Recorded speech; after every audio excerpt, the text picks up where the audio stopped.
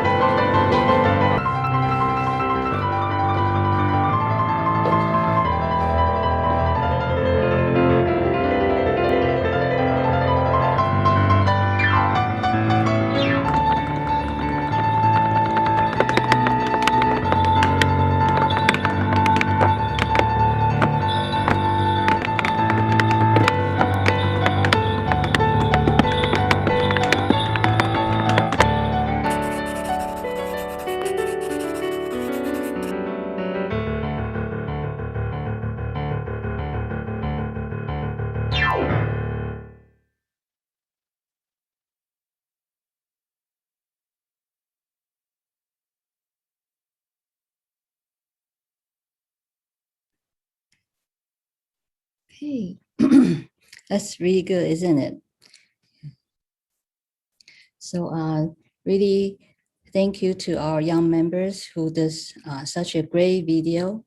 And we'll also like to thank Pasiwa International for supporting this project through the Young Women's Fund. Okay.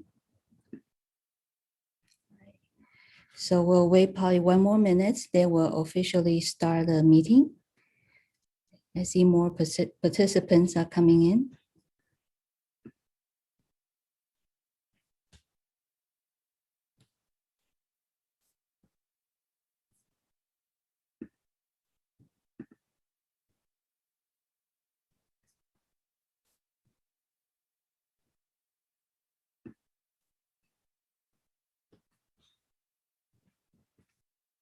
Okay.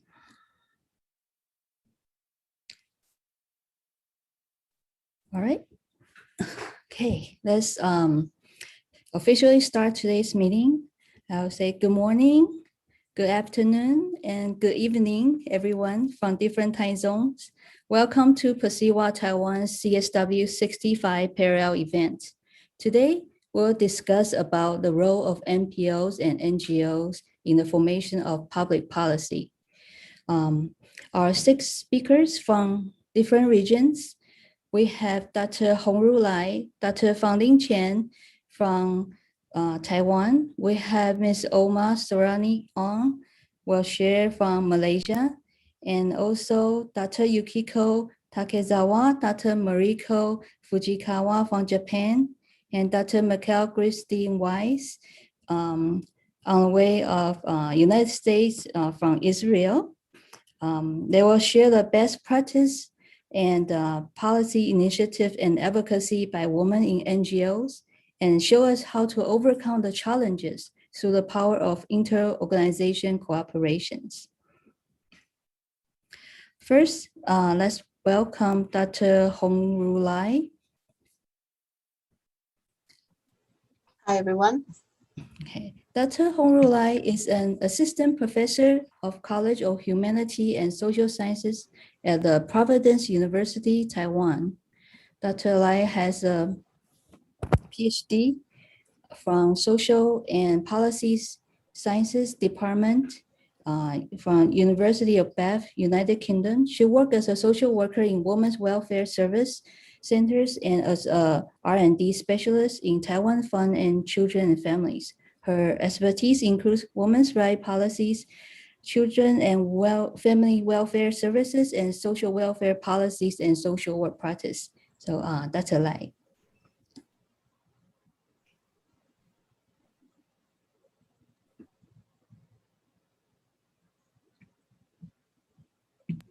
So thank you for introducing me, and I'm going to share my screen now and start my talk.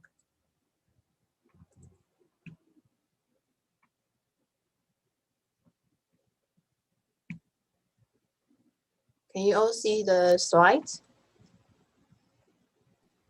Yes, we can see the slides. Thank you.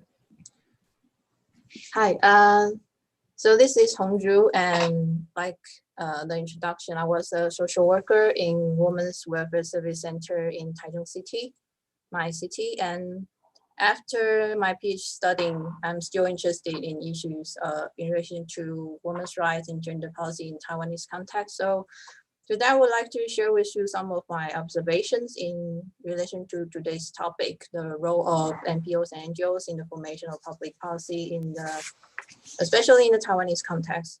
But as I'm the first speaker of this session, I would like to start this presentation with an overarching framework instead of how this organization in Taiwan have been doing in detail throughout these years, because I believe Dr.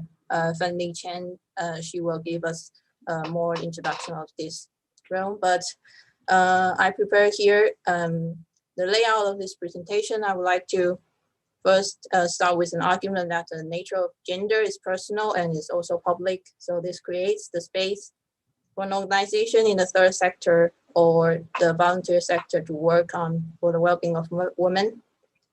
And I would like to bring the discussion in relation to the roles of NGOs and address 3 findings where I look at the case of Taiwan and of course simple cases in Southeast Asia. And finally close the presentation with the hope to bring the future expectation. So when we talk about the nature of gender, we define it as a difference between 2 sexes, and it's inevitable to see women in private and also public sectors and areas that they would face oppression.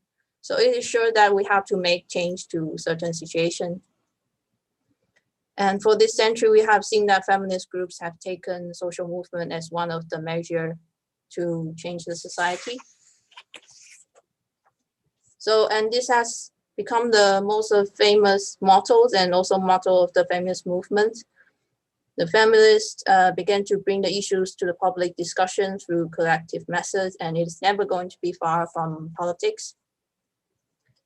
And from the author of the book, Gender Politics, Ethel Klein reckons that there are 3 stages that gender consciousness might grow. And Peggy McIntosh When she came to Taiwan in 1985, she shared the concepts of how the feminist movement might grow in Taiwan, where similar process of development is presented. In any way, the problem has to be recognized first and redefined, so the action could be taken and changes could be made. Sorry, that's the phase theory from Peggy McIntosh. So in terms of the roles of NPOs and NGOs, administrative process, it could be most important force to put everything into place. So we believe that to run an organization to advocate for women, it requires beliefs and all the physical measures, such as to put everything onto agenda, mobilization and networking, or making coalition with other members who share the similar value with you. So all of this work of NGOs and NPOs set out for several purposes. And one of the important purpose to urge the change being made in the public sector where the state or the government is in charge. And other than this, from the Sydney Taro's point of view, the work of NPOs and NGOs to the state or the government is also strongly affected by political opportunity structure that they are at. So if the structure are open and friendly, it is more likely that the NGOs work can succeed. So also the NPO NGOs are actually choosing multiple issues to work on according to the vision. The issues vary. However, we can look at the issues from two perspectives. One is gender politics and the other is sexual politics, where the gender politics discuss about equality in work, education, participation, and property. Sexual politics discuss the basic issues when women are taken as object to men in a patriarchal society and are nearly impossible to have the autonomy to have an abortion or have sexual behavior freely without avoiding the shame.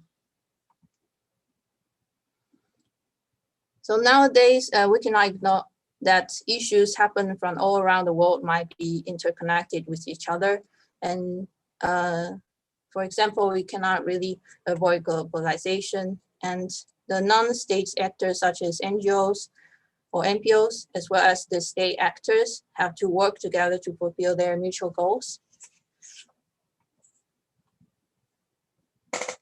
So through the discussion from the scholars who offered us some insights, I would like to review the development of feminist movement in Taiwan with you and share with you some of the essential findings in relation to the operation of the feminist group throughout these 5 decades. So the seed of feminist work began at around 70s in the Taiwanese context.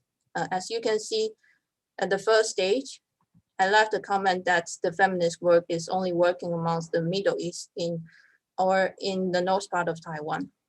In the 80s, there are more and more NGOs and NPOs had their first appearance during the process. The one which are still in the center of the advocate work is the Awakening Foundation.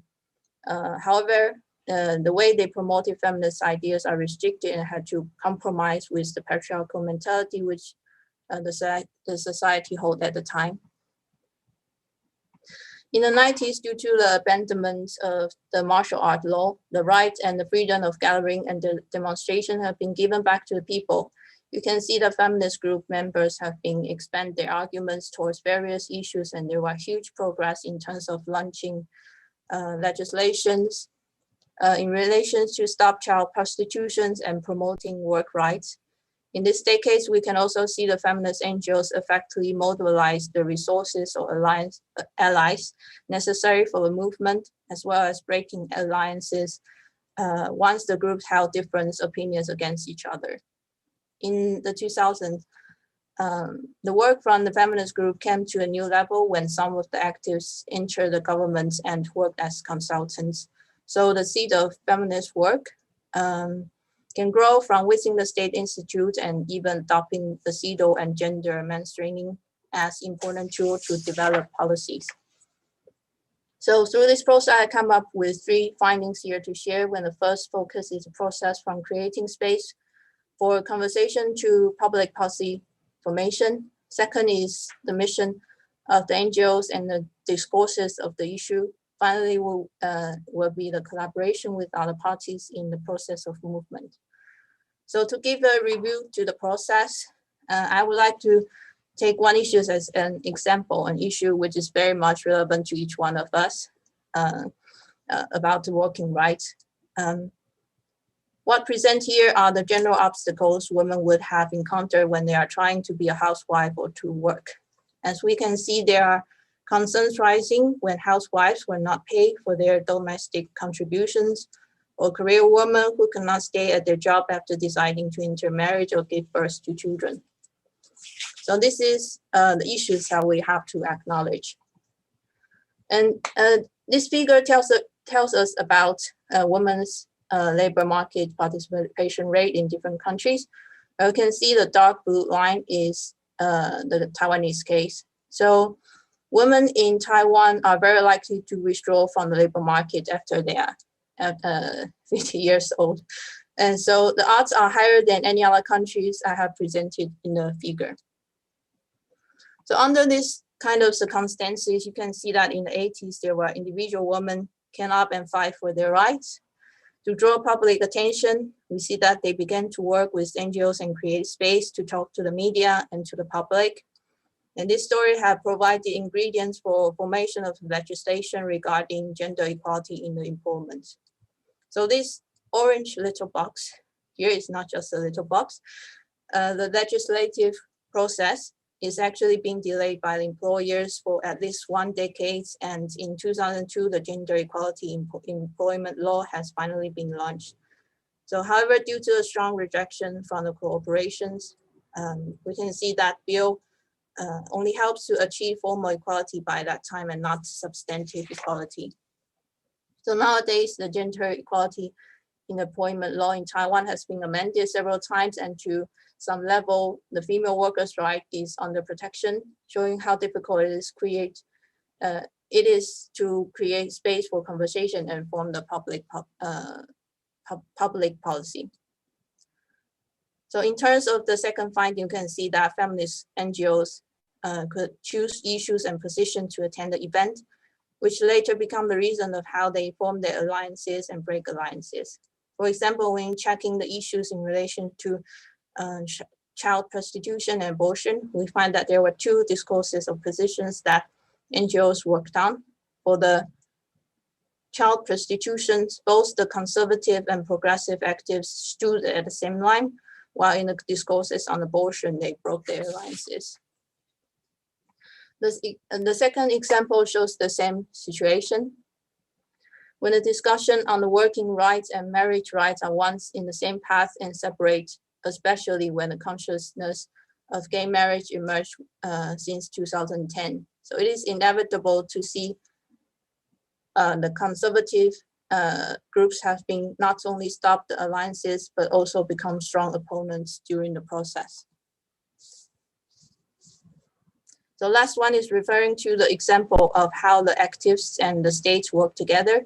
As I said, there are so many feminist activists, let's say elite, who join the Gender Equality Committee of the Executive Yuan and also Foundation of Women's Rights Promotion and Development.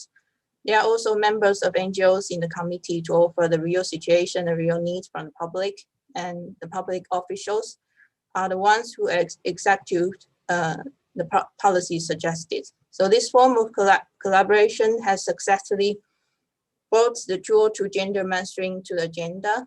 However, there used to be concerns from the other scholars that this committee is not inclusive enough, and how the public officials had to take all the responsibilities is not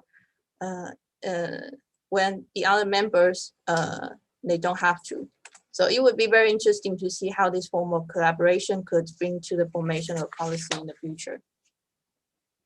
So from the case of Taiwan, I have learned that it requires strong beliefs that women's situation has to be changed, and we have to create necessary discourses with quantitative and qualitative evidence during the process. And we have to make allies and break allies.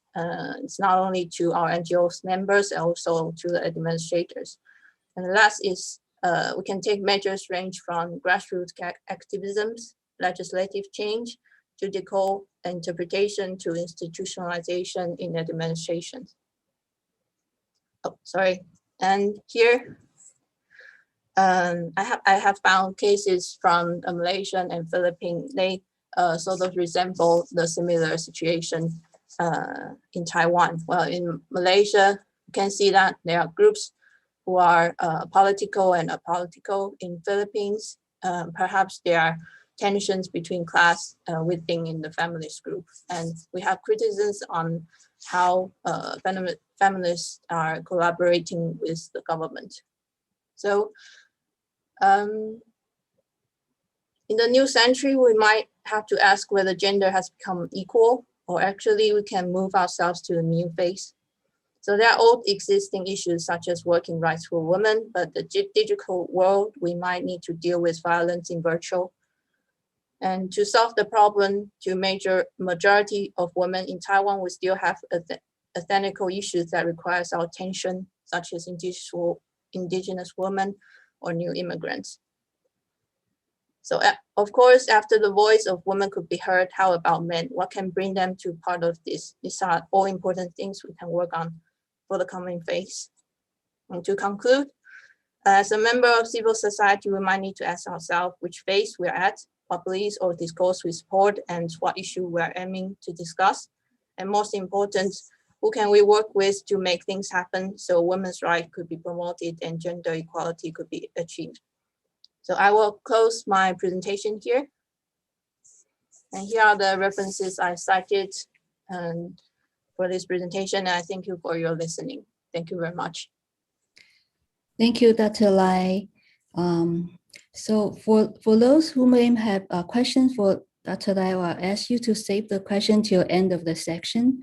And please type your question in chat, and we'll try, if we have time at the end of the section, we'll ask all speakers or our panelists of the questions that you have. Okay, so next we'll have Ms. Obna Serini Ong. Ms. Obna Serini Ong is the founder and managing director of the award-winning social enterprise and gender consultancy, which is committed toward advancing gender equality and the empowerment of women. She has 25 years of experience in the design, development, and coordination of programs in the area of policy development, gender advocacy, strategic planning, and community building. Having worked with corporations, universities and schools, NGO, government, and grassroots organizations, she also has served on government delegations as speaker at international and regional meetings and conferences. Oma is the recent past honorary Secretary General of the National Council of Women Organization, Malaysia. She also currently serves on Malaysia Joint CEDAW Advocacy Coalition Working Committee and the Joint CSO Working Group on Law Reform and Parliament Engagement, and is also the co-chairperson of the Malaysia CSO Coalition Against Modern Slavery, the Joint Hands Against Modern Slavery. She's actively involved in the advocacy and implementation of Sustainable Development Goals and in the Gender Consultant of All-Party Parliamentary Group, SDG, which undertakes the localization of SDG in parliamentary constitutions, and she also served on the National SDG Steering Committee. She will talk to us about the journey of CSO in Malaysia's women's movement in advocating for legislative policy reform and institutionalized government CSO partnership and challenging and learnings. So we'll have Ms. Obna Serini Ong. Thank you, Dr. Mandy. Thanks for sharing the slides. I'll wait for that to get started. If we can go to the first one. Yeah, and the presentation mode, if you could please. Thank you so much. So very good morning, everyone. Hello, and as we say in Malaysia, salam to everyone and warmest greetings from Malaysia. I'm delighted to join all of you at the CSW this year. I must tell you that my team and I were all prepared and booked, as I'm sure many of you were, to attend last year's CSW. when the pandemic hit us globally. But I'm sure that this year's session may be really a turning point in making the NGO Forum more inclusive by allowing many who may have otherwise not been able to really afford that trip to New York. So I'm delighted that I'm sure many people, women and men, are attending the forum this year. So I've been asked to share about the experience of the Malaysian NPOs and NGOs. And I would, we have a very robust civil society organizations in movement in Malaysia. But I would really like to share with you our experience in shaping public policy in the context of advancing gender equality in Malaysia. And I will be sharing the collective experience of the organizations and spaces that I'm currently involved in. Next, please. Next, if you can click next. Thank you. Who's managing? Thank you. So I'd like to approach my presentation by telling you about our story thus far in the ongoing journey of the women's movement from 1960 to date or even before. And as you can see from that long winding road there, our work, as you will all agree, is not a direct or easy path. And just now when Hongju presented, we can see so many parallels of the ups and downs of this journey. And I feel it's important for us to reflect on this journey. It's really necessary for us to reflect, to keep us aligned to and on track in realizing the vision of achieving substantive equality. Not merely in word or policy, but really in terms of outcomes. Next.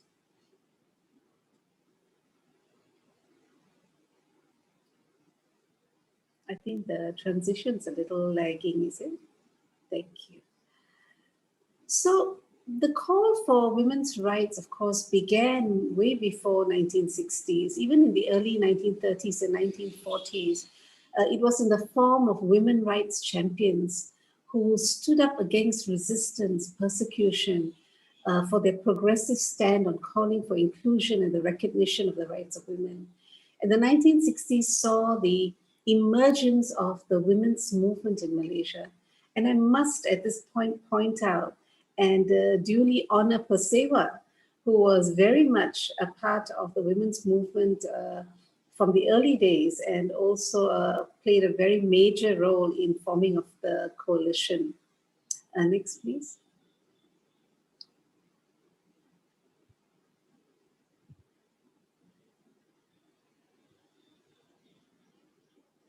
Next, thank you. So the ripple effect began in 1959. How exciting when 3 women were elected as members of parliament. Now the representation of women leadership at the highest levels in itself could have been the impetus for the next stage of development in 1960. What happened is that 8 women came together from various organizations, including Persewa, and decided that there was a need to amplify voices to address the multiple discriminations facing women. Now, the next landmark decision was in the recognition of women's role in the country, and that was in the designation of National Women's Day on the 25th of August by the then first Prime Minister of Malaysia, and where a celebration was held at the National Stadium. Now, that's a big deal, when it's held at the National Stadium. Now, the 8 women went on to form the Pro Tem Committee, and they went on to invite 8 organizations that formed the National Council of Women's Organizations Malaysia. Now, the NCWO was set up, aimed to integrate women as equal partners in mainstream of development.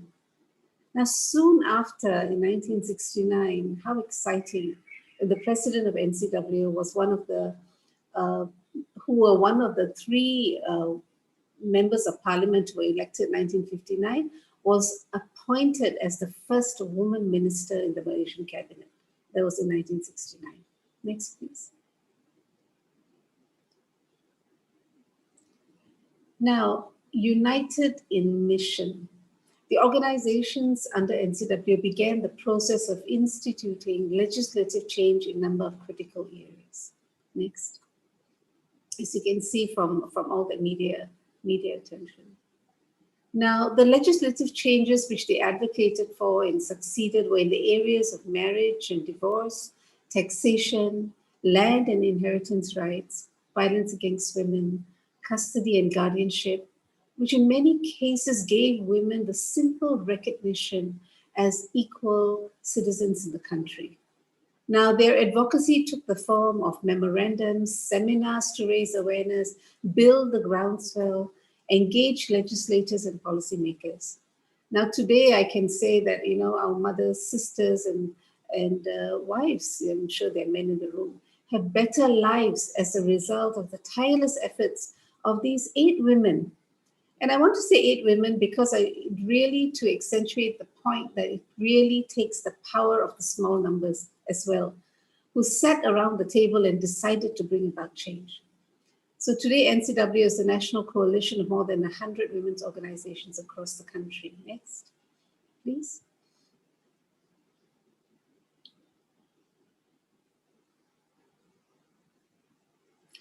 So Malaysian women's organizations were also active participants at the international levels.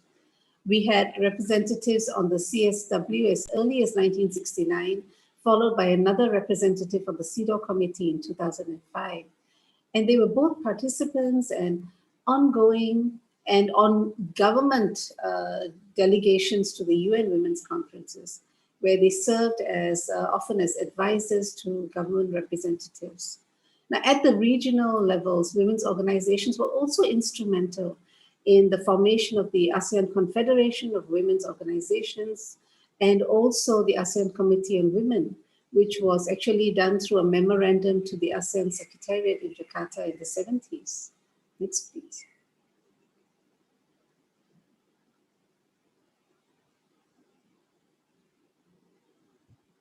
Now, on their return from the Nairobi conference in 1985, they began another wave of legislative reforms after a 3-day national workshop to identify discriminatory legislations. Now, a memorandum was submitted to the government containing substantive recommendations calling for urgent legal reform on 7 major legislations, and including rape and molestation, domestic violence, custody, guardianship maintenance, inheritance and property rights, labor law, income tax laws, and social security. And mind you, it was a long drawn process which took many years. The domestic violence legislation, for example, took 10 years before enactment, but it required keeping the issues on the agenda through deliberate and focused advocacy strategies. Next, please.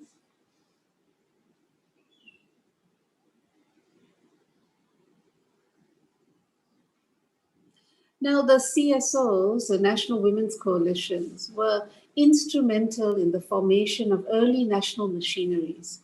The National Advisory Council on Women in Development, or NACIWID, was formed soon after the UN Women's Conference in Mexico, and the president of NCW at that time was appointed as its first chairperson. This was followed by the formation of the Department of Women's Affairs, and later in 2001, we saw the formation of the Ministry of Women, Family and Community Development.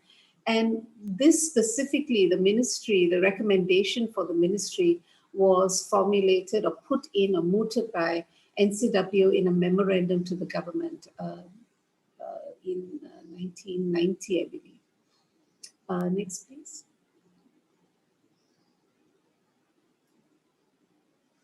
Now, the Women's Coalition were also instrumental in providing key recommendations to the national policy on women through a bottom-up approach, where it met with women at the grassroots to hear their voices and their issues and recommendations.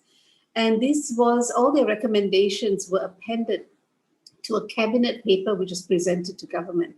Now, the coalition also raised gender concerns from as early as 1981, when it participated in the government's national budget consultations through the submission of budget memorandums till today.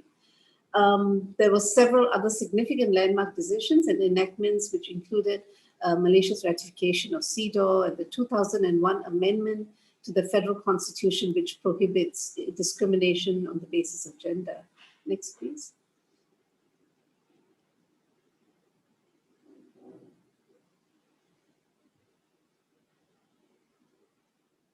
So women's organizations have also over the years and now also been appointed to participate actively in several high-level consultative spaces. Now, I will also say that it has not been an easy journey. It required a lot of advocacy and meetings with the government to actually make this happen. We see that we are now on the National SDG Steering Committee. We're on the Domestic Violence Task Force of the Ministry. There's also the special task force that was set up to develop the sexual harassment and gender equality legislations, where you see key civil society and women's movement experts on board. We are also have seats on the National Council of Anti-Trafficking Persons, and also on many government delegations to international and regional meetings. So we have those spaces that we are and seat on the table. But again, I must emphasize that it was not very easy. We had to really work for that. Next, please.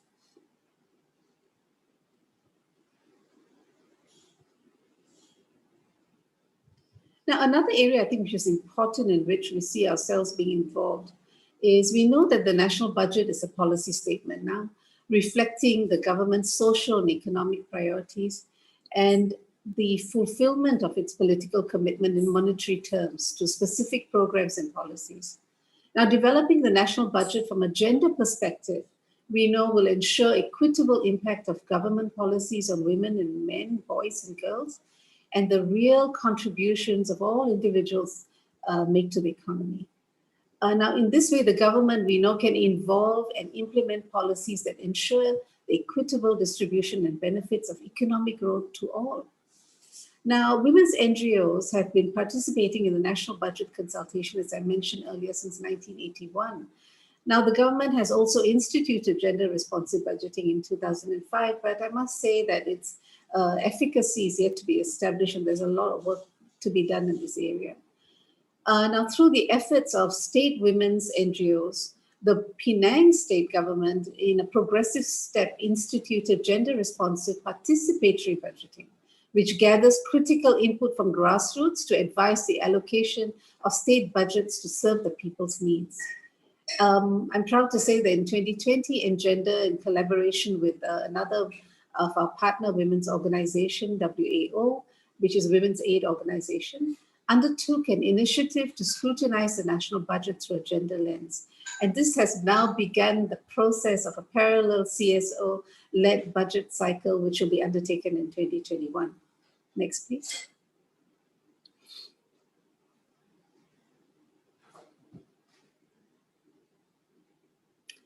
Well, 2015 came and began this exciting journey for us. So today we are immersed in the implementation of the SDGs, which is not only, does it not only have a standalone goal for gender equality and the empowerment of women, but from its rollout, we have been told that gender equality is the catalyst, the accelerator for the achievement of all the goals. Now, civil society organizations, including women's organizations, are active participants in the process. Today, women CSOs have a seat on the National SDG Steering Committee. We are on the Secretariat of the All-Party Parliamentary Group for the SDGs, which is the APPGM. We are also the Gender Consultant on the APPGM, gender responsive, participate in gender responsive localizing of SDGs in parliamentary constituencies. I served as the lead coordinator in in one particular state in Malaysia. And also we participate very actively in the input towards the SDG roadmap and also the National Voluntary Review, SDG Review. Next, please.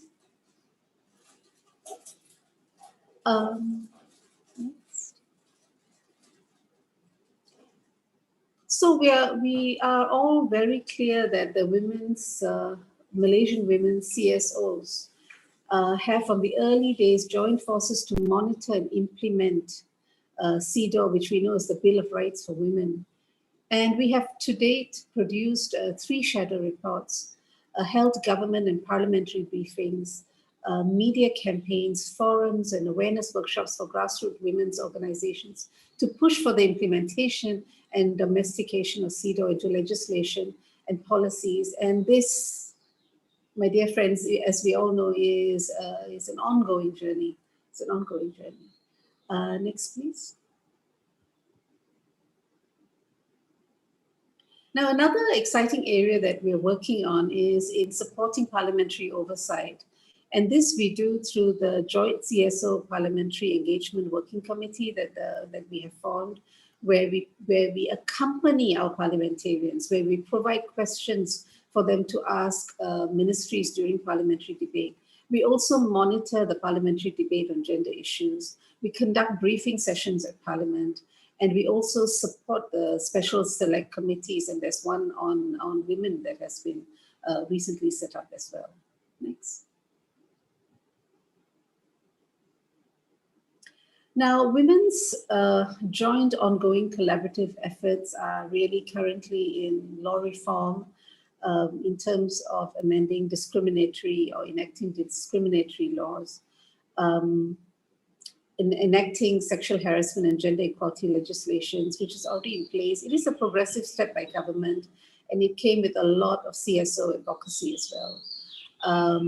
Parliamentary engagement, CEDAW advocacy, and monitoring state accountability on its commitments to gender equality. In terms of pushing for greater attention to gender responsive budgeting, we're very much involved in the SDG implementation, as I mentioned, and as well as sexual harassment in public spaces, something that Engender works on through our Safe City campaign, where we create solutions with local governments. Next. So, as I mentioned at the start, that our journey has been long drawn and with many challenges, but I think it's important for us to reflect on this, and we really see these as opportunities and entry points to further advance the process. One would be definitely in terms of political will, but not will alone, volition and action by the government. We continue to see systemic and sociocultural barriers. Definitely the lack of data to facilitate evidence-based policymaking. There's also need for greater attention to be made to gender-responsive budgetary allocations. We need to strengthen the national framework for action for gender equality and work with CSOs to make that happen. Results-based monitoring and evaluation, which is a global phenomenon, we know, that really is a stumbling block towards us understanding what the impact is or the lack of it.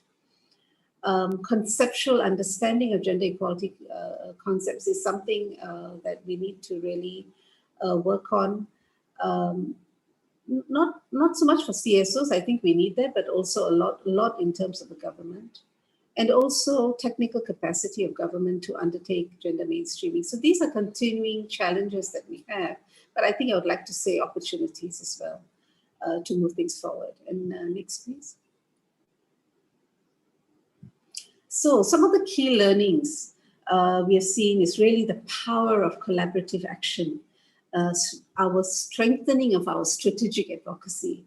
We have over the years been able to work towards institutionalizing the seat of the table. And yes, it's been back and forth, but we're learning how to do it. We ourselves are participating in developing evidence-based policy making. Keeping gender on the agenda is key. We realized that we couldn't have done it without the groundswell, without the public participation. So there's been a lot of media advocacy, public awareness and empowerment, and also empowering the grassroots women. You know, today with the SDGs, we know that everyone has the capacity to contribute towards the betterment of society. And so we know that we have to empower the grassroots women and give them that voice of agency. And definitely support government's capacity building on gender equality as well. Next. So 2020 and the pandemic, and we realized that, you know, what has come to the fore is pre-existing inequalities that we've always known, but it's been brought to the fore, and we require I think to rethink, reconceptualize both government and civil society on what we need to do in order to rewrite this new normal, which is becoming, I hope it doesn't become cliche, but what does it look like? What does this new normal need to look like? And we know that gender equality is going to be the key in terms of making that happen. But I'm always reminded in telling the story, and I need the next slide for that. So my final slide. Now, this is what drives us. Never doubt that a small group of thoughtful, committed citizens, I would like to say people, yeah, we can't say citizens anymore. It's the people and population that can change the world. Indeed, it's the only thing that ever has. But you know what's missing from here is the growing number of young men and men who are coming to the fore and who also see themselves as protagonists in pushing for gender equality. With that, thank you very much. Thank you so much, Omna, for this wonderful talk. Next, we'll have Dr. Fenling Chen. Dr. Chen Fenling is a professor of Department of Social Work at National Taiwan University. She earned her PhD from Social and Policy Sciences, Department, University of Bath. She's also the president of Council on Social Welfare Taiwan. We have Dr. Chen. Hi. It's nice to introduce the situation in Taiwan with all of you. Page 2. Taiwan, sorry, we're waiting for the PPT.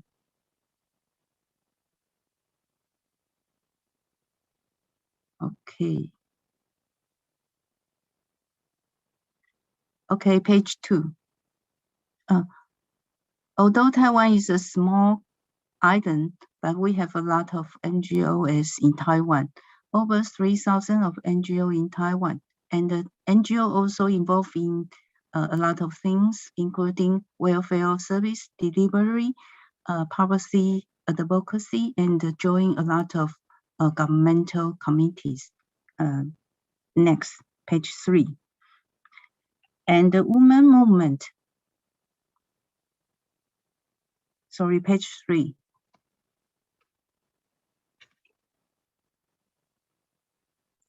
And before year 1987, the NGO are forbidden to set up before that. And after year 1970s, a lot of women NGOs set up after that. And also they raised a lot of social issue, and try to protect women, including human trafficking, and also a lot of demonstration during this period. And because in the beginning, the NGO, the women's NGO, usually led by elites, including lawyer. So in the early stage, we focus on the law regulation. Okay, next, page 4. And the most achievement, page 4. Next. And the achievement, the major achievement during the year 1980s and year 2020 is the amendment of Civil Code. And the Civil Code regulates the gender equality in the families. And in Taiwan, the traditionally it's a patriarchal family systems. Women have to stay in husband's home, and also have to change the name after marriage. But after that, after the amendments, it's become more flexible. And the most important is the change of the custody after divorce. In the original Civil Code, the custody of children belong to the father, definitely.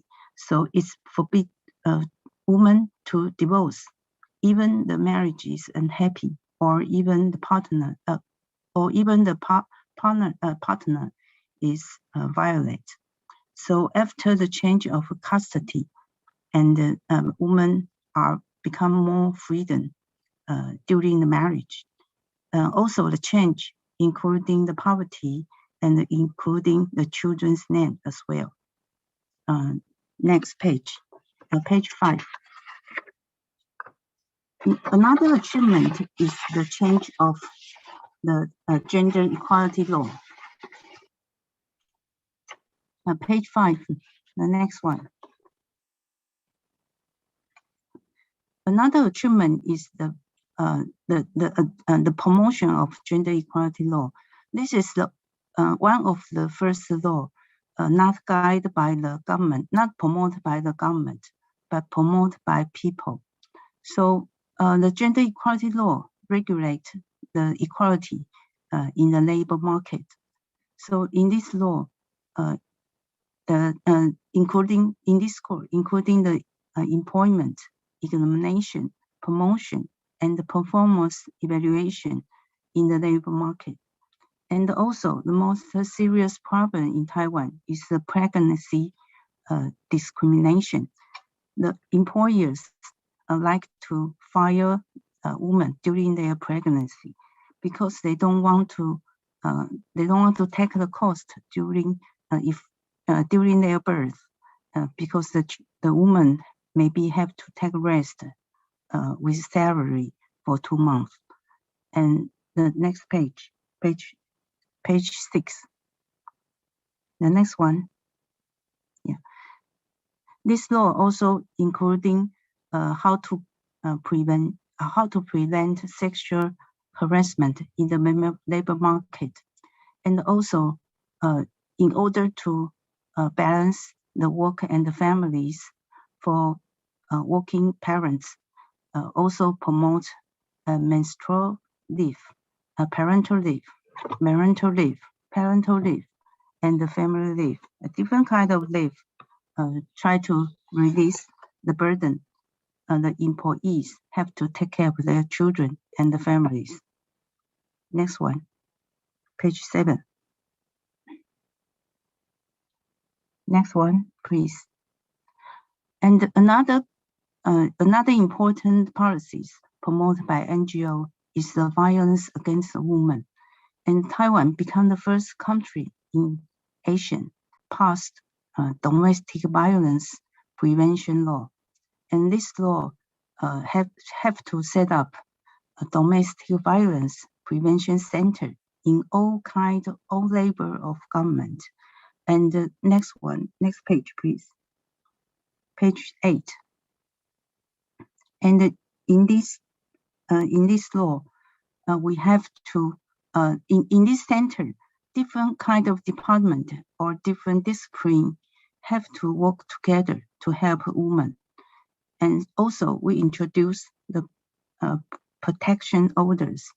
If the beater violate the protection orders, and the police have right to catch this beater. So also the government have to provide shelter or other kinds of welfare to help the victims can escape from the violent family. Next one.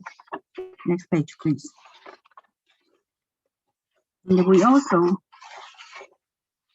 next page, please. And you can see from this period, almost all new act passed during this act is about gender, including year 1997 is a Sexual Assault Criminal Prevention Act, or the year 1998 is Domestic Violence Prevention Act, and also a special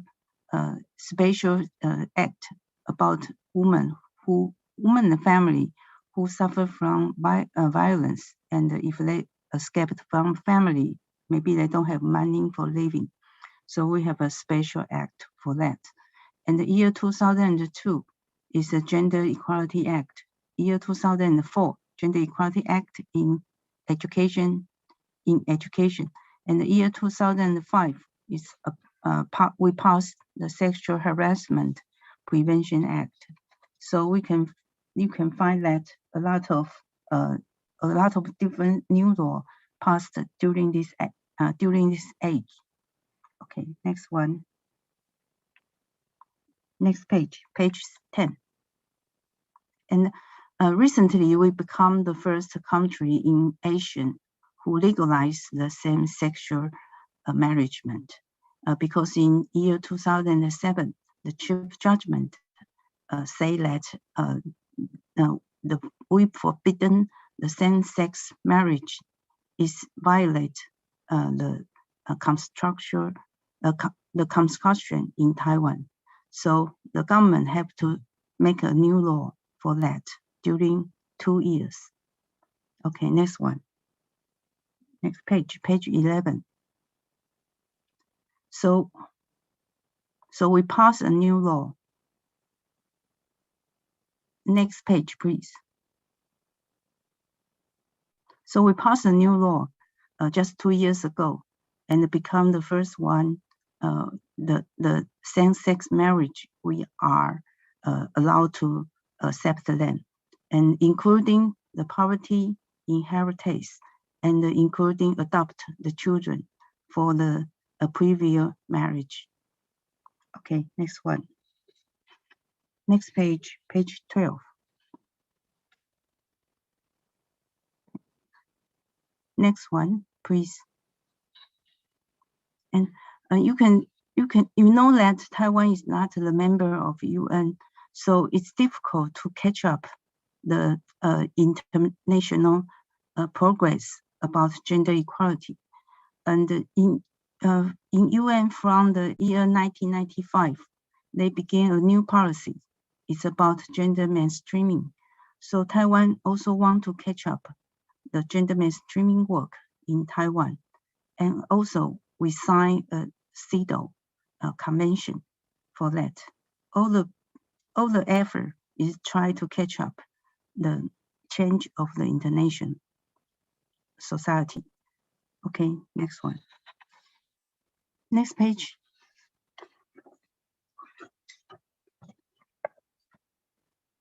So during from the year 2005, we begin to promote gender mainstreaming in Taiwan, try to promote gender statistics, and also gender assessment in the central government, and also gender budgeting, all kinds of work. Those gender mainstreaming policies work in all kinds of the world, and also the Taiwan also want to do the same thing. Okay, next page. So in year 2012, it's a very important. You can push the button until the last picture. And in year 2012, yeah, we have a formal department in the central government, and this central government, this department in central government can push all kinds of gender equality policies in Taiwan. And next, the last one, please. And is Taiwan's next one? Is Taiwan successful for Taiwan's? Is it Taiwan is a successful case? And this is the picture. Taiwan have over 100 universities in Taiwan, and this is the picture for the presidents of all universities in Taiwan, and how many women you can find from this picture. And you can see we still have a long way to go. So I would like to close my presentation here, and thank you very much for listening. Thank you very much, Dr. Chen. So we'll see, we'll have some questions that's posted in the chat, but we'll try to get everybody finish their talk within our time frame, and hopefully we'll have some time left in the end to answer the questions. So next, we'll have 2 speakers from Japan, Dr. Yukiko Takezawa and Dr. Mariko Fujikawa. Dr. Yuriko Takezawa is currently a lecturer at Osaka Jokakun University. She has a PhD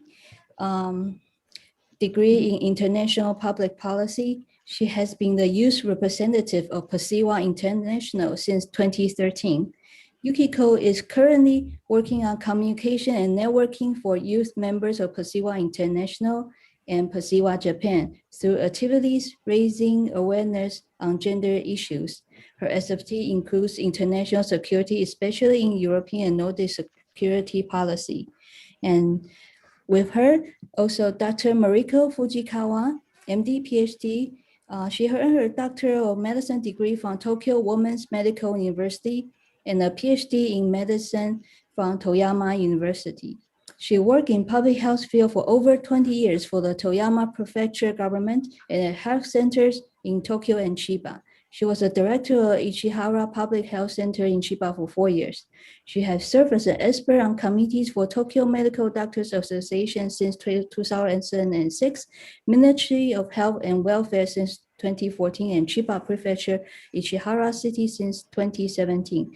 She has been a member of Pasiwa Japan since 2016 and is currently a professor of basic medicine and public health at Taikyo Hensei University and adjunct professor of the Taikyo Chiba Medical Center. And her life work vocation is community-based health promotion of diabetes prevention and treatment.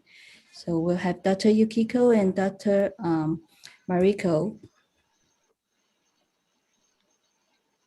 Okay. Hello. Yes. Could you? Yes, go ahead. Okay. Hello. Thank you for giving me such a wonderful opportunity. My name is Yukiko Takezawa, a youth representative of Pasiwa International. I'm also a researcher of international public policy. Today's topic is not my specific area of my research, but as I have today's opportunity, in my part, I will shortly explain how Japan has achieved gender equality in governmental institutional levels, which are related to the cooperation with NGO and NPOs. After that, Dr. Fujikawa will introduce a specific case of the implementation of a public policy regarding women's health care. Is my slide, can you see my slide? Could you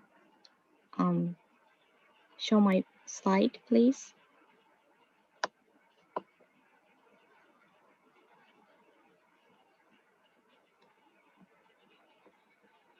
Or should I show by myself? Or okay, yes.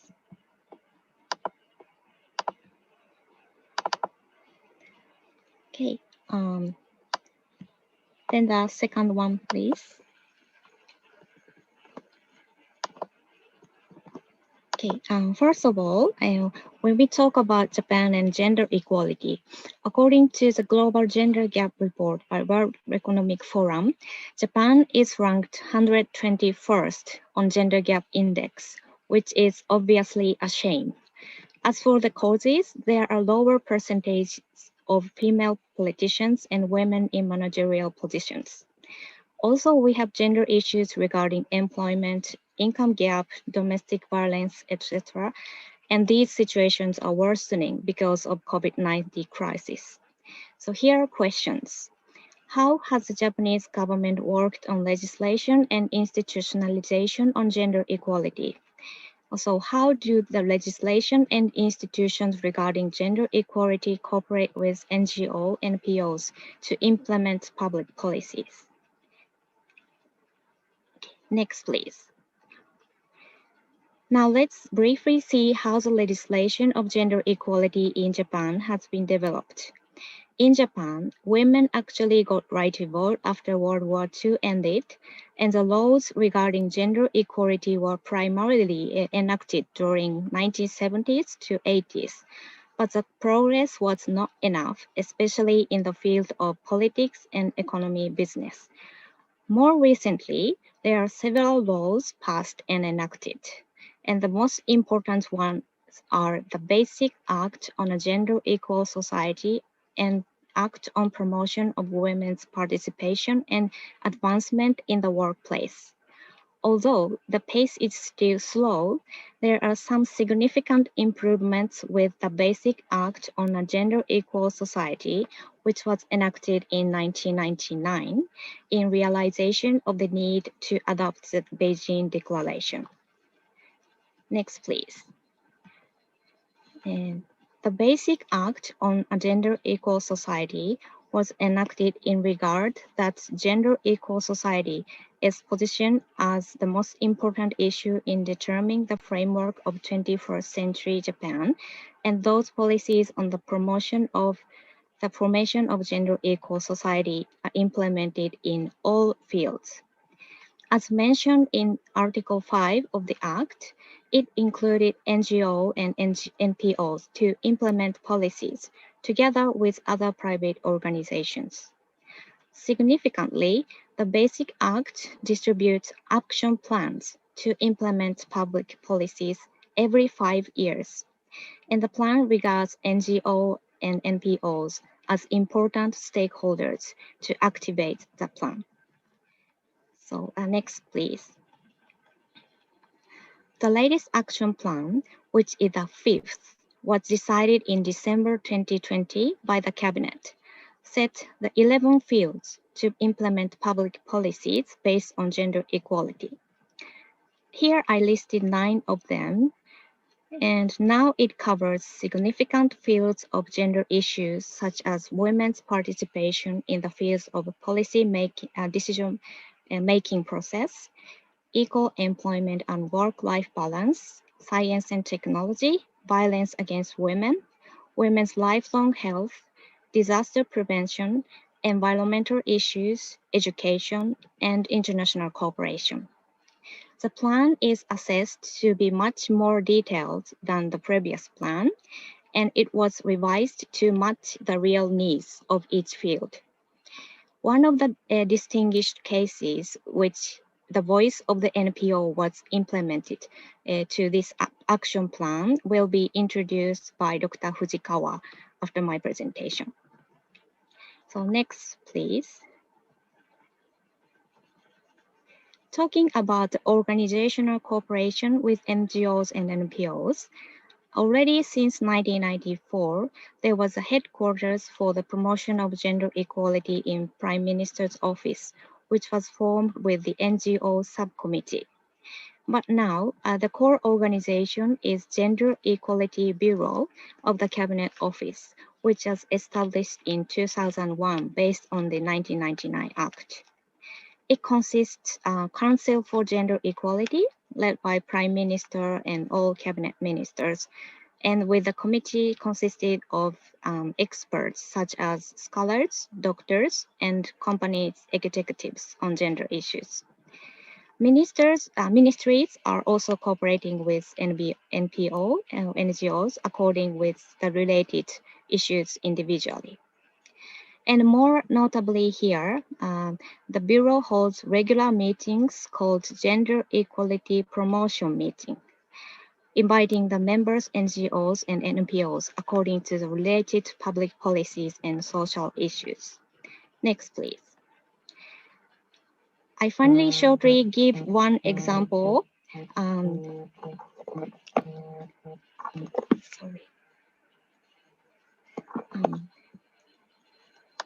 Example of a regular meeting held by Gender Equality Bureau, inviting the members, NGOs, and NPOs.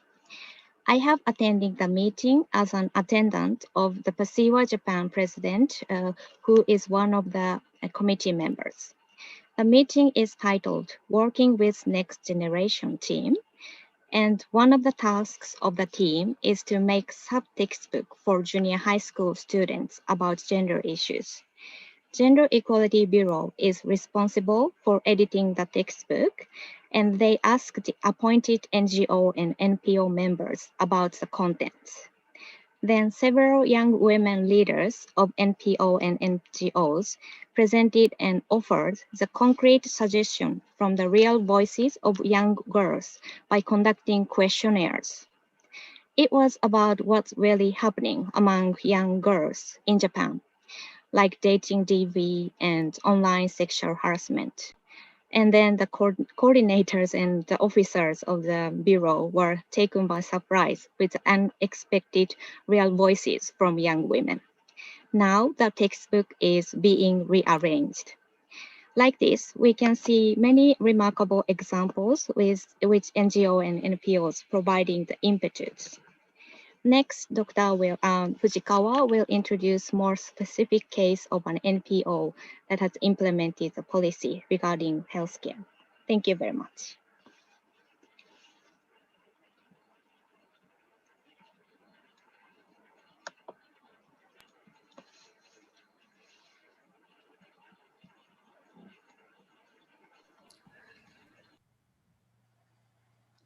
Could you show my slide, please?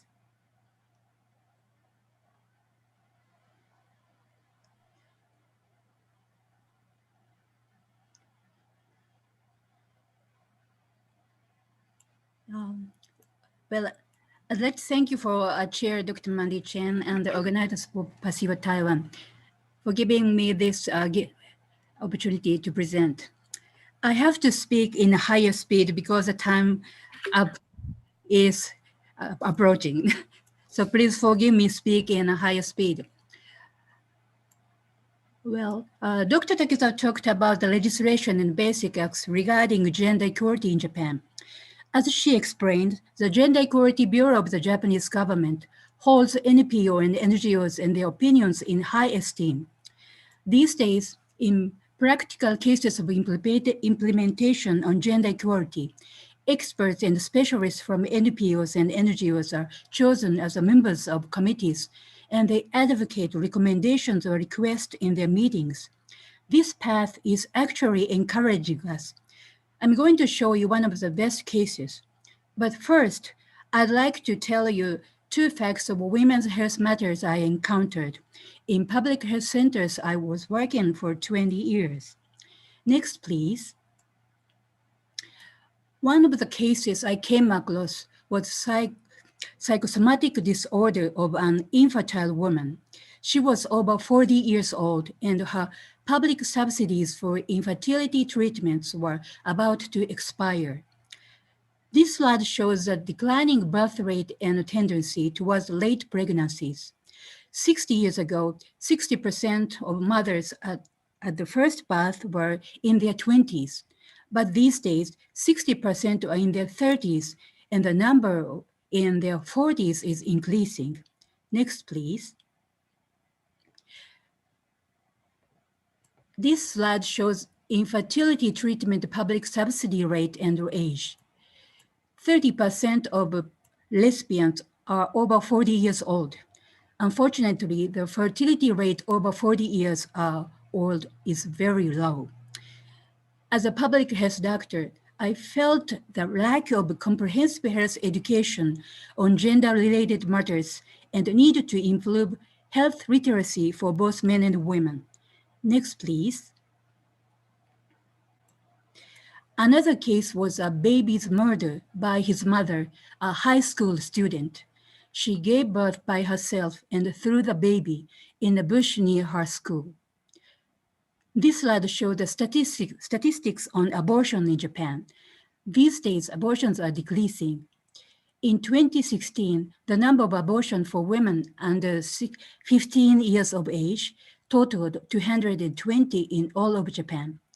I tried to make an appeal for the necessity of sex education, including contraception to principals at every education board meeting at public health center.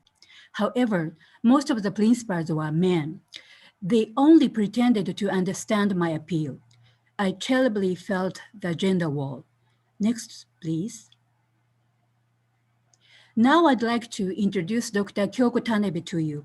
I'm sure she's one of the best cases of practicing for policy initiative and advocacy by a woman in an NPO in Japan.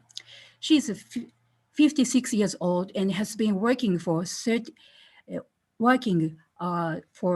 30 years as an obstetrics and gynecology doctor. She lives and works in Toyama Prefecture. Toyama is one of the conservative and socially and culturally male-dominant areas.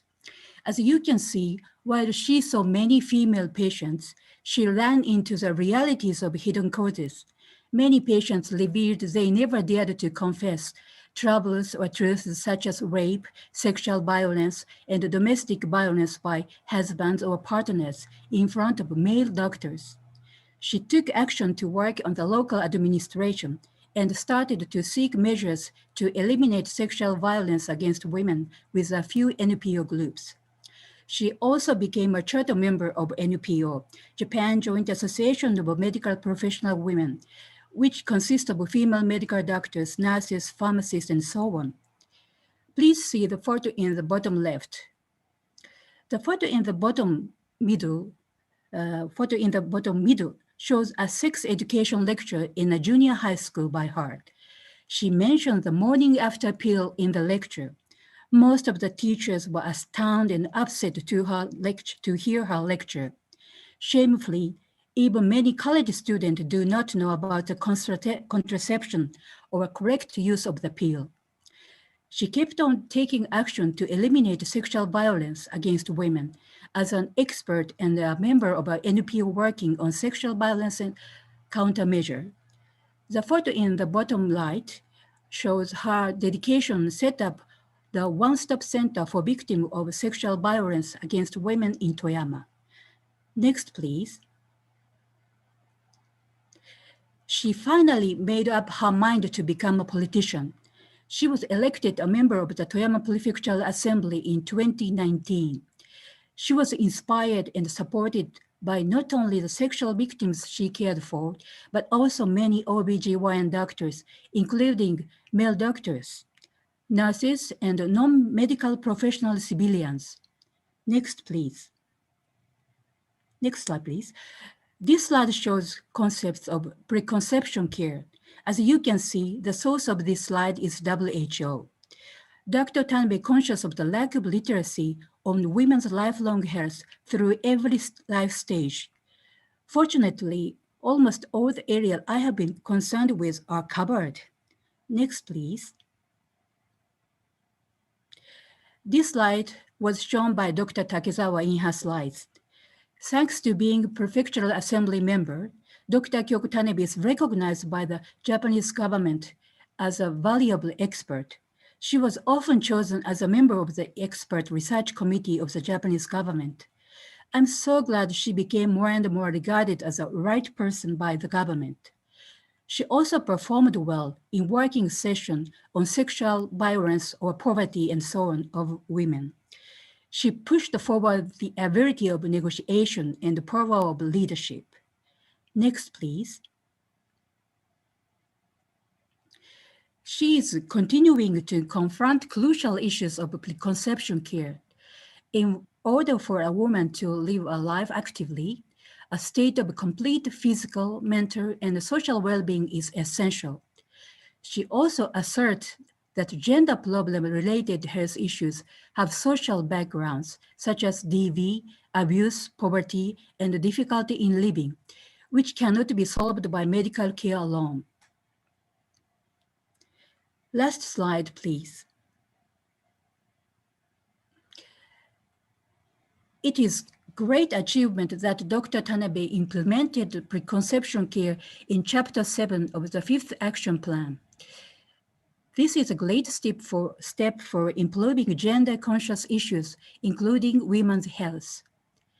She has been inspired by the tasks of government through some committees she took part in as acting chairs and a chair. She insists on the need for politics must improve women's health and eradicate violence against women. I'm sure while working in the National Council, she must have come to think of the strengths of a member of the National Diet who can make policy. 1 month ago, she made up her mind to run for the House of Representatives election in Japan this autumn. If she elected, she must be following up the action plans on preconception care and so on will work properly. Regrettably, as usual, as Dr. Takezawa explained, in Japan is situated in the Global Gender Gap Report 2020, Japan ranked as one of the lowest in the world when it comes to female political empowerment.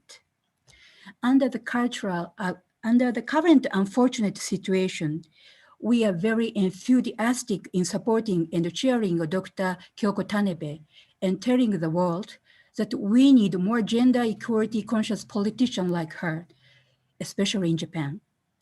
Thank you for your attention. Thank you very much, Dr. Takezawa and Dr. Fujikawa.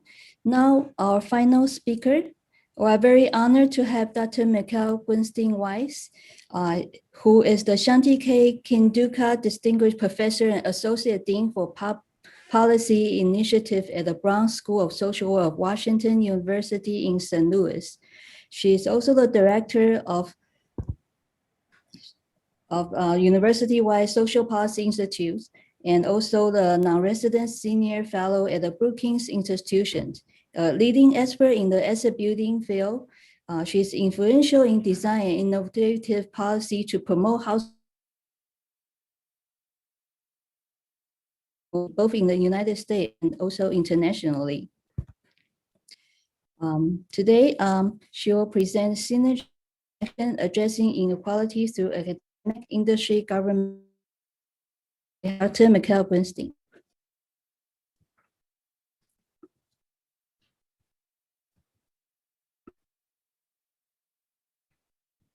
Oh, sorry, you have to unmute, please.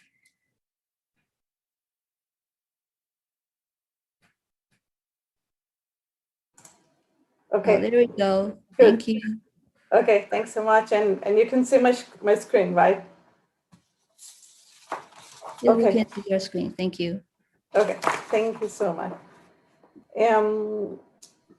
So, let me just move. So the theme of the conference this year is building partnerships with the goal of empowering women across the world. I took a little bit different process, and I will talk about my work today a little bit and thinking about how building partnership and values can really make an impact. So when I look back and think about my work and what helped me achieve these goals, I believe it is the values I received from my parents and the partnerships I built along the way. Caring for vulnerable population and empowering women was one of the deep values I received from my mom. My mom is a social worker who has dedicated her work to helping others. During her early years as a social worker and in retirement years as she established group homes for people with mental illness. And this is my dad. My dad was a Holocaust survivor. He lost his entire family at the age of 10 in the ghettos of Poland and survived for the next 3 years by hiding in the woods. He arrived in Israel as a teenager and had to go to the army and began working right away. One of the biggest disappointments of my father is that he was never having the opportunity to pursue a formal education. Growing up, my father talked to me about the importance of education every single day. From my father, I received the passion for education and the drive for never stop learning. I grew up in Israel, and after completing my master's degree in social work, my love for education and my passion for empowering women helped me create an opportunity to pursue my PhD at Washington University. This is where I became passionate about assets building as a promising social welfare policy. The idea is that while income and consumption is essential, it's not enough for social development. Financial security is achieved through saving and investment in assets such as homeownership, education, and microenterprise. And the theory suggests that when people are holding money in their own name, like children, they grew up and having a better outcomes in life, especially educational outcomes. So this is when this theory got built and suggested, a theory that called child development account. That is the idea of creating a saving account, ideally at birth, providing it for everyone, for all children in the country, making it progressive with greater subsidies for the poorest children, and keeping it restricted for assets building purposes. There are many examples of that in some cities across the US. For example, this is an example of this policy in San Francisco. The city is opening a saving account for kids who are entering kindergarten. They're providing them $50 as a saving account with automatic enrollment, opening the account for them, and provide additional financial education. You can see these cute kids wearing their t-shirts that said kindergarten to college. This is some other example of this idea being implemented in Indiana and Nevada, where called the Kickstart program, where they provide kindergarten lessons on college and career, and giving kids t-shirts saying, "I'm a promised kid." And they even have a field trip where they take little kindergarten to a trip in college, calling it a walk into my future. So I decided to take this idea of creating saving for kids to Israel, where I was born. Why Israel? Israel has one of the highest level of income and wealth inequality compared to any other OECD countries. And nearly 30% of the children in Israel are living in poverty. Israel also has what we call infrastructure, an ability to build a saving account on a mechanism of a child allowance. A child allowance is one of the first anti-poverty policies. It's established in the early 1960s, and it's operating as a monthly allowance, providing up to the age of 18 for kids. It's paid regardless of income, and it's universal to all different sectors in the population. I created several important partnerships to try to introduce this idea of assets building to Israel.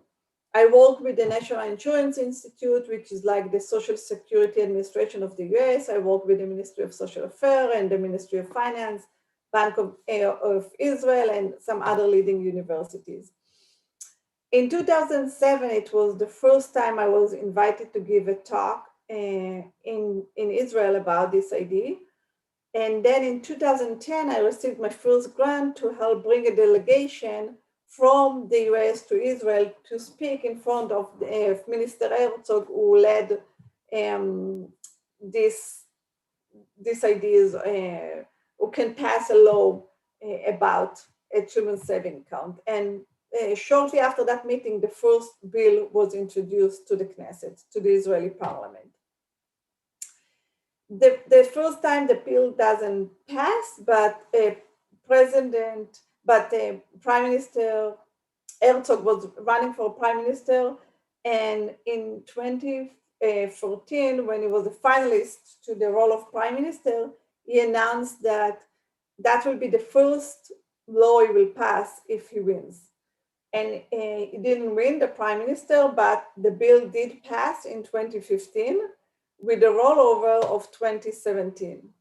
Of course, that was a lot of excitement about the idea of having child saving account for every child in Israel. That was the first country in the world to implement a universal saving account for every kid with monthly deposit from the government. And the way it worked, it was open automatically for all children under the age of 18 with monthly deposit of 50 shekels, equivalent of $13, up to the age of 18. And parents can choose, have two things they can choose, whether they can add additional 50 shekels and where they want to invest the money. What we have learned from then looking on the implementation of the law was that about 70% of the parents were actively enrolling in the program, and about 68% of them were choosing to add additional 50 shekels from the child allowance. But there are still differences in the take-up, which can end up being quite significant in how much money can accumulate in the account. Almost the difference between having 1 year to cover 1 year for college or being to cover a full bachelor and master degree. So there's still work to be done, and we created some new partnership with the Bank of Israel and other universities to try to implement some interventions to increase what we call the take-up of this program. But still, there's a lot to celebrate because Israel is having a children's saving account with every child will have a saving account and have a nest egg to start their life when they reach the age of 18 or 21. I believe, as Newton said, we build too many walls and not enough bridges. Breaking walls and building bridges were one of the things I was trying to do in my career. Thank you.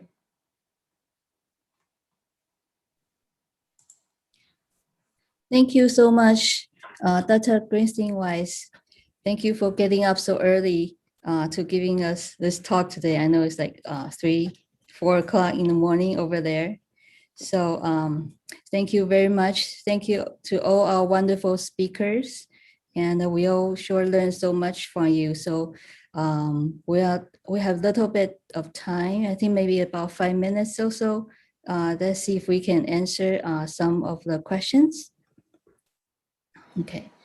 For the first question, I think many of us are wondering, after listening to so many best practice and successful advocacy in terms of policy changing, what are the key elements to forge the collaboration with the government, with other NGO or other entities?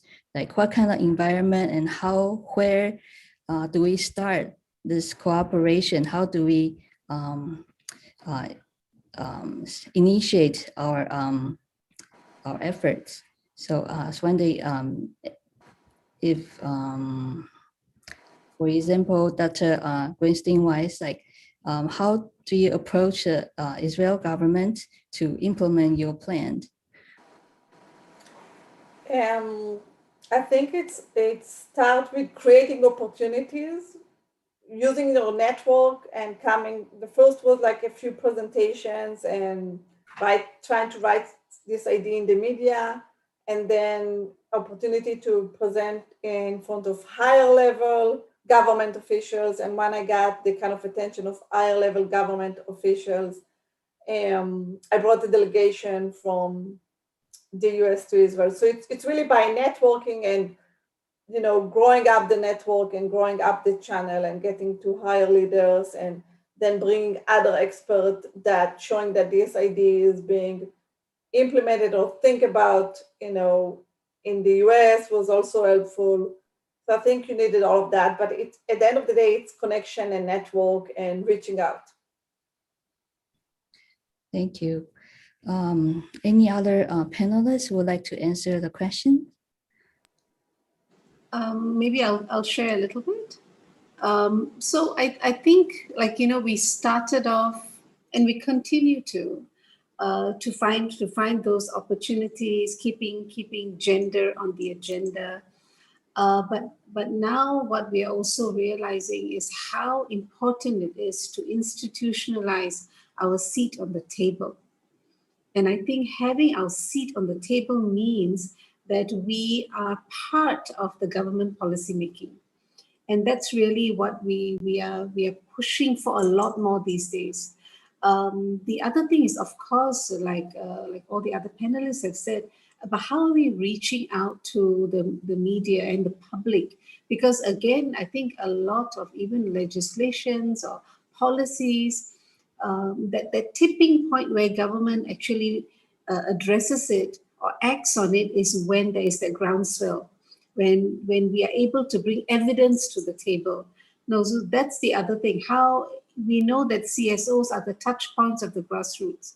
And so in terms of bringing the ground lived realities to the policymakers, I think that we have this great role to play to show how policy to practice and how it affects or impacts lived realities. This is something that we can contribute towards. And I think we need to, like SDG 17 says, we need to make ourselves relevant and see what are the areas and expertise that we bring to the policy table, but always remembering that we are walking together and not one ahead of the other. I think that's important to build trust. Thank you. Any other panelists would like to comment?